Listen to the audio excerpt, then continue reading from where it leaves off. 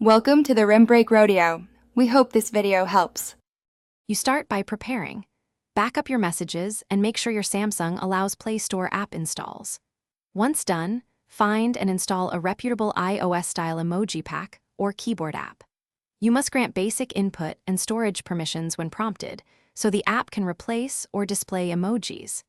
Make the new keyboard available in settings Right Arrow General Management, Right Arrow Keyboard List, then enable the installed keyboard. This sets the foundation for visible iOS-style emojis across apps.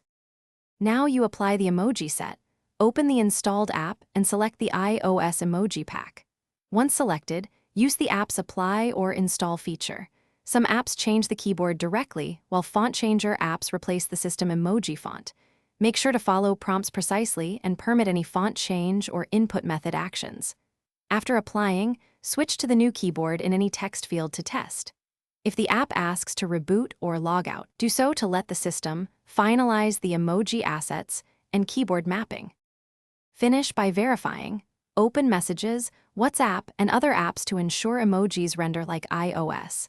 You should switch between keyboards to confirm that the installed keyboard supplies the new emoji set. If you see mismatches or squares, make sure the app's font was applied system-wide. If not, reapply it and reboot. One key troubleshooting tip: if things break, clear the emoji app's cache, reinstall it, or restore your original font from backup before retrying. This prevents permanent display issues and returns you to a known good state. Thanks for watching. Consider subscribing if we helped you.